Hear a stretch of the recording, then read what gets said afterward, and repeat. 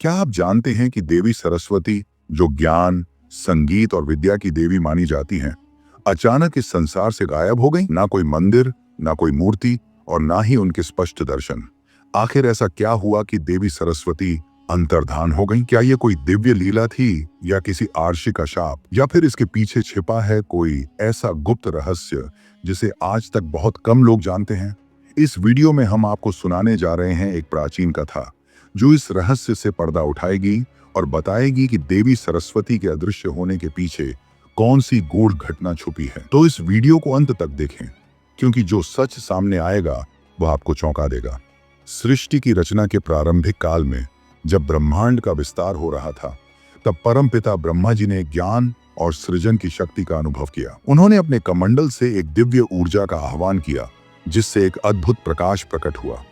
उसी प्रकाश से एक सौम्य, तेजस्वी और श्वेत वस्त्रधारी देवी प्रकट हुई।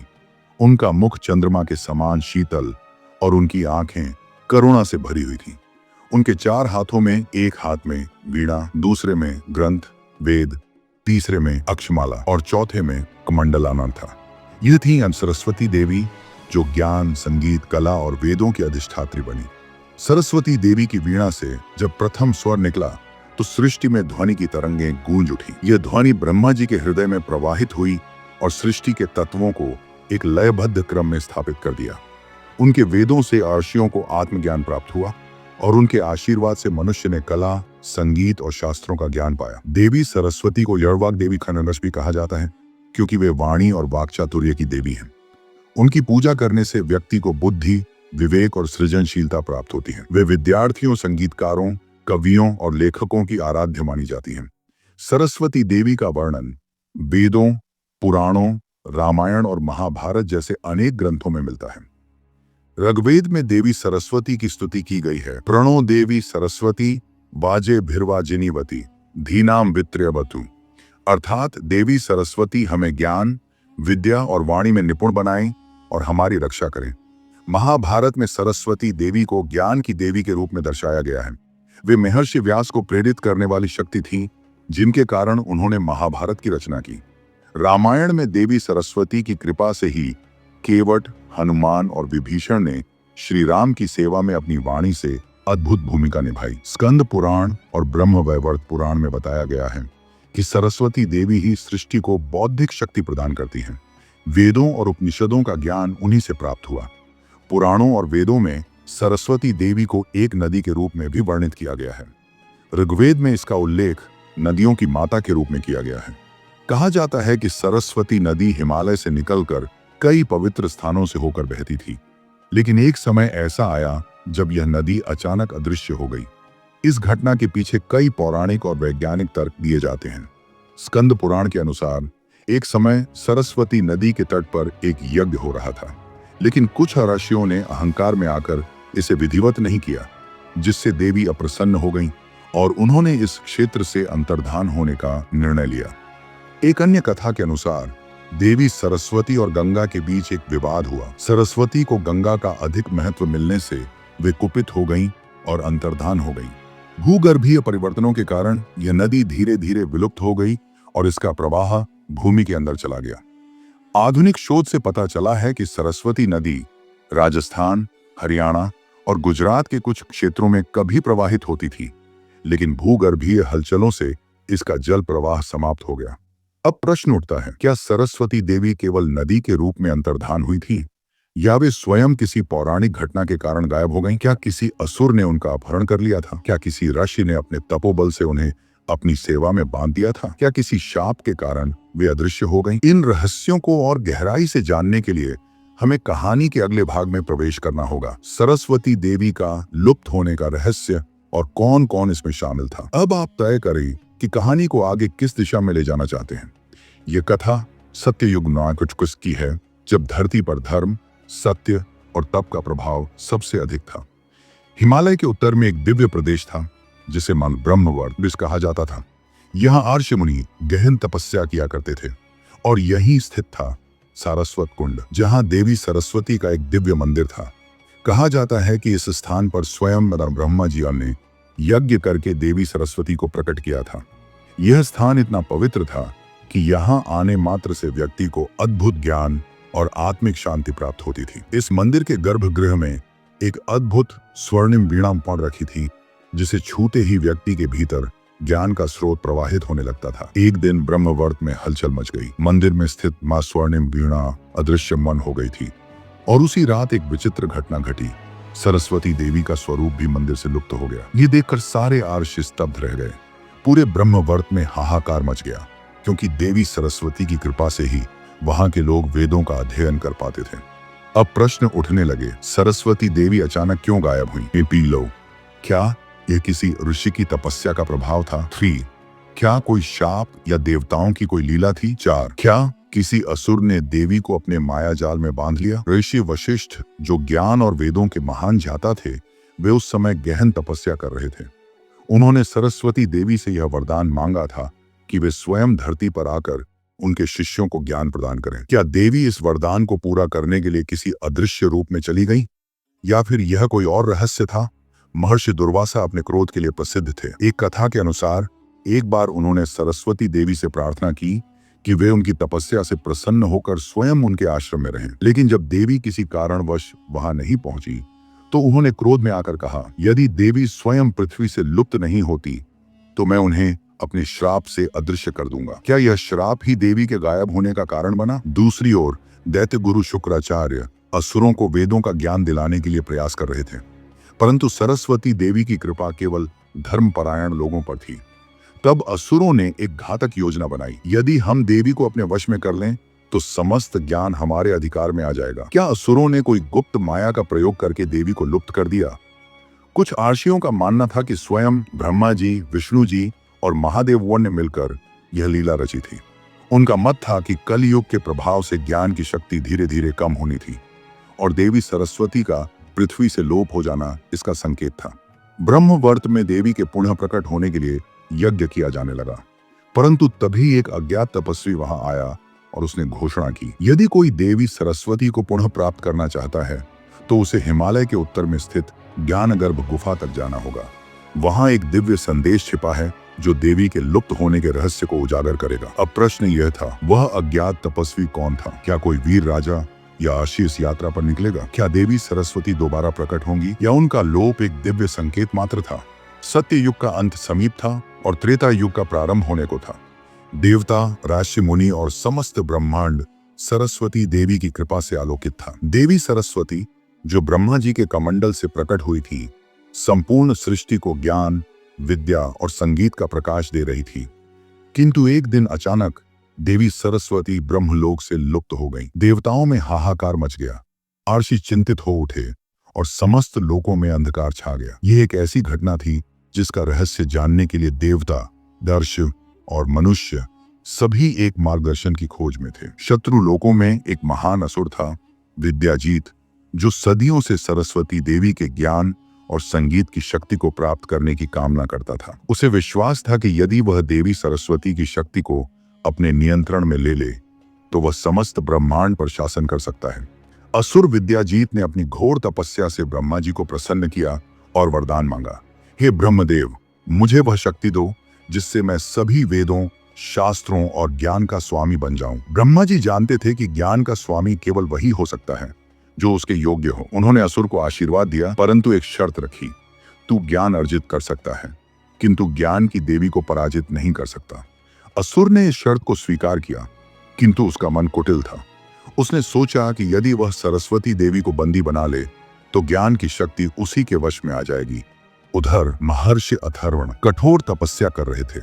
वे समस्त ब्रह्मांड का सर्वश्रेष्ठ ज्ञान प्राप्त करना चाहते थे, जिससे वेदों की शक्ति बढ़े और संसार में सत्य और धर्म की विजय हो।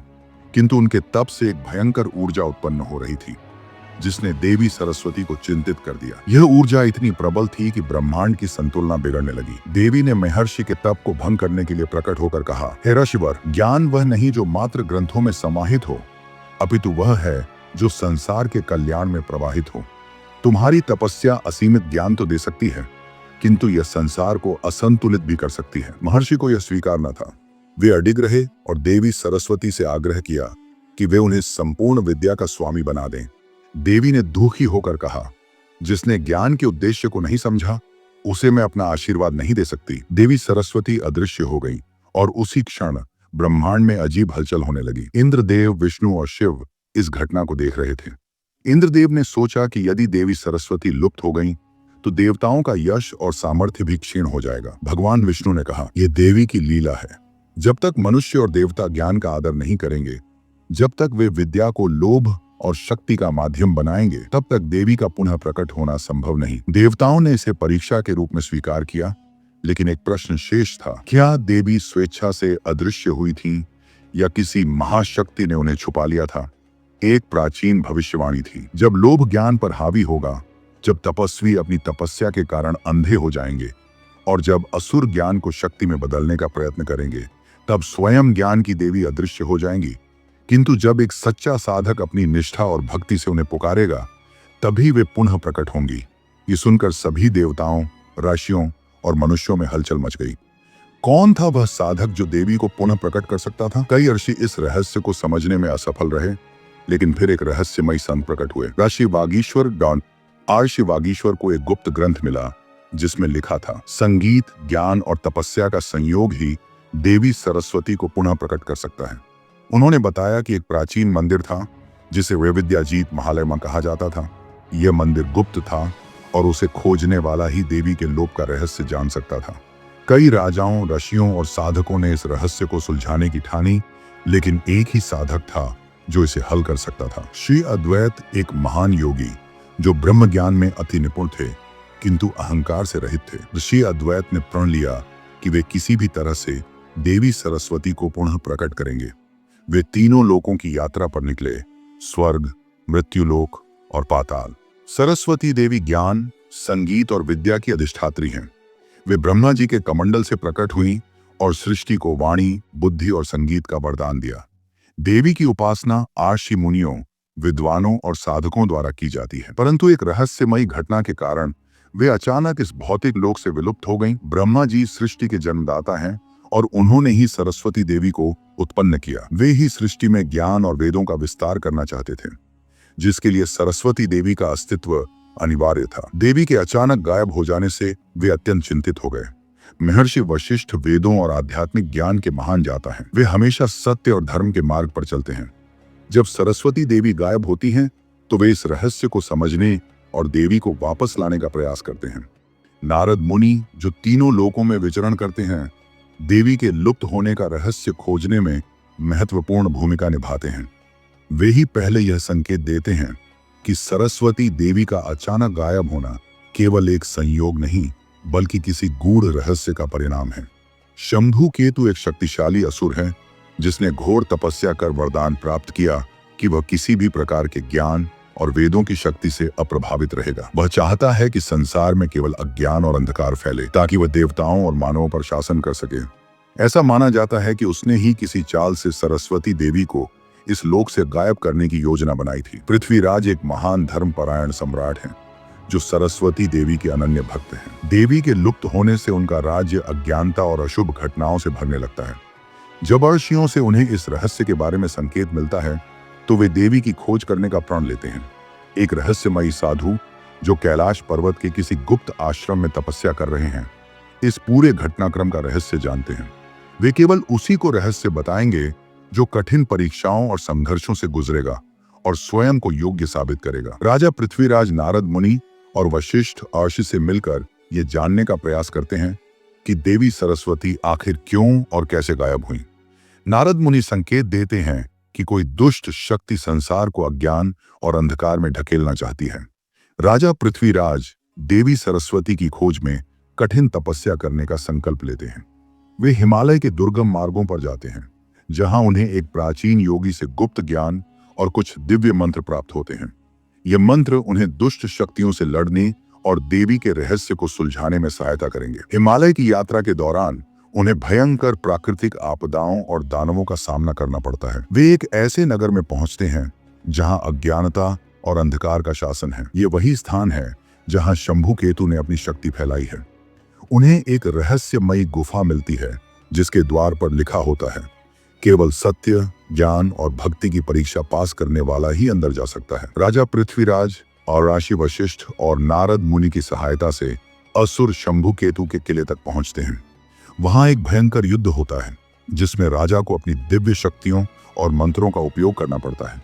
युद्ध के अंत में शंभु केतु की शक्तियां नष्ट हो जाती हैं और देवी सरस्वती प्रकट होती हैं।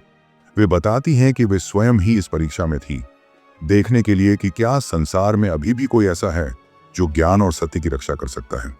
देवी राजा को आशीर्वाद देती हैं और संसार में ज्ञान और बुद्धि का प्रकाश पुनः फैल जाता है। कई युगों पहले, सत्य युग के अंत और द्वापर युग की शुरुआत के बीच, जब धरती पर धर्म डगमगाने लगा, एक अजीब घटना घटी। सरस्वती देवी अचानक लुप्त हो गईं।